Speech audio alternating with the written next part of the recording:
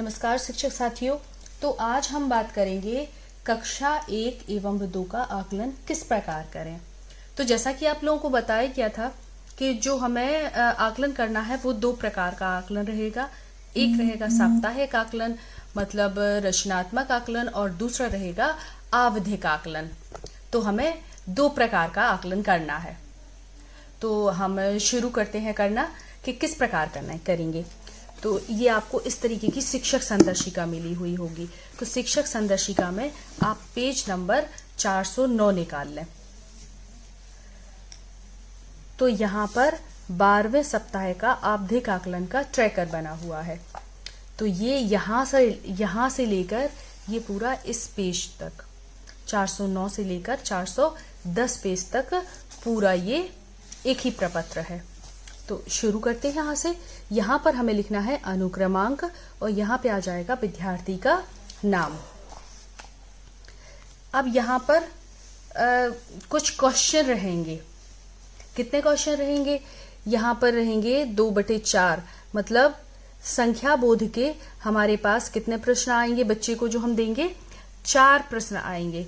और यहाँ पर जो लिखा हुआ है कोष्टक में 3, तो इसका मतलब है यदि बच्चा 4 में से न्यूनतम 3 प्रश्न अच्छे से मतलब ठीक हल करता है, सही हल करता है, तो उसके नाम के आगे राइट का निशान लग जाएगा। और यदि बच्चा 3 में से कम क्वेश्चन हल करता है तो वहां पर बच्चे के नाम के आगे क्रॉस कर देंगे मतलब गलत का निशान लगा देंगे। तो अब आपके दिमाग में आ रहा होगा आखिर ये क्वेश्चन आएंगे कहाँ से।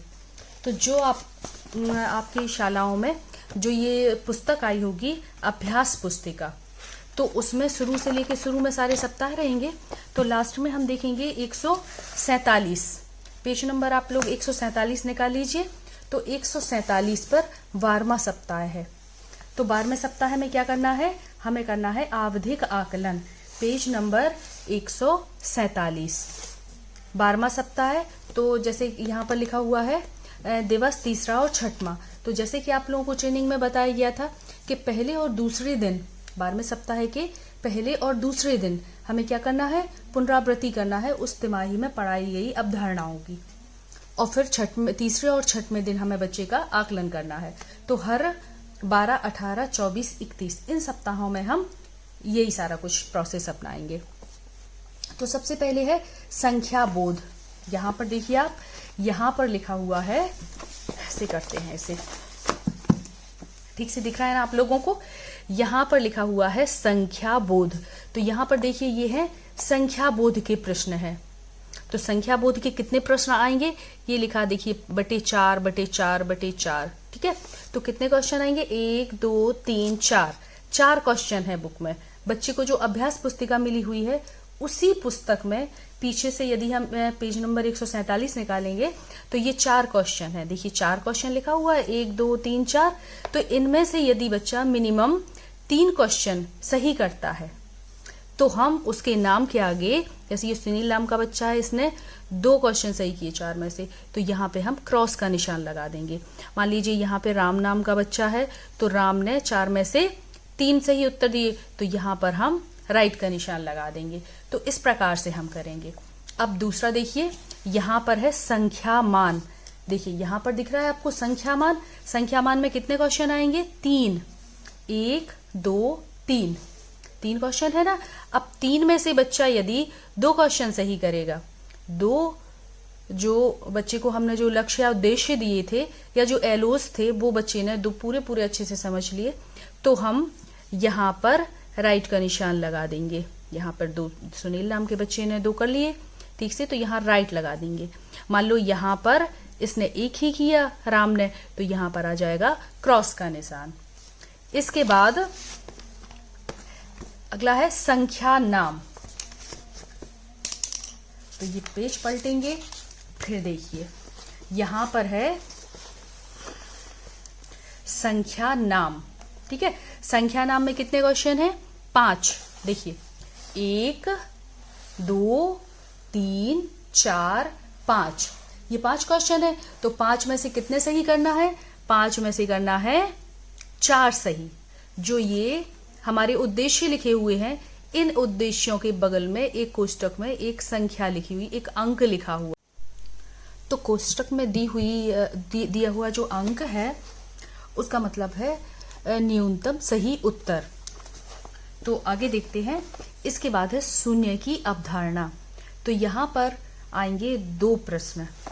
देखिए, ये पहला और ये दूसरा प्रश्न। तो इन 2 प्रश्न में से बच्चे को मिनिमम दोनों प्रश्न का उत्तर सही देना होगा। मतलब 2 प्रश्न में से दोनों का उत्तर सही देना होगा तो हमारा सही का निशान आएगा, नहीं तो हमारे इसमें क्रॉस का निशान आएगा यदि बच्चे ने 2 में से 2 का उत्तर सही नहीं दिया है। इसके बाद हम देखते हैं ठीक पहले एवं बाद की संख्या। यहाँ पर देखिए पहले, बाद और बीच की संख्या। तो यहाँ पर देखिए इसमें कितने प्रश्न आएंगे? इसमें आएंगे 6 प्रश्न। देखिए 1, 2, 3, 4, 5, 6 प्रश्न आएंगे। 6 में से बच्चे को मिनिमम 4 प्रश्नों का उत्तर सही देना है। आगे देखते हैं अधिक एवं कम। इसमें आएंगे 2। तो देखिए अधिक कम 1, 2। तो 2 में से बच्चे 2 ही का उत्तर जब सही उत्तर देंगे 2 प्रश्नों में से 2 का, तो ही यहाँ पर सही का टिक लगेगा, वरना क्रॉस आ जाएगा। इसके बाद है संख्या तुलना। तो संख्या तुलना में देखिए आप यहाँ पर रहेंगे 5 प्रश्न। 5 में से बच्ची को मिनिमम 4 सही उत्तर देना है। तो 1, 2, 3, 4, 5। ठीक है। इसके बाद हम देखते हैं आगे और पीछे की गिनती, मतलब आगे और पीछे की संख्याएं।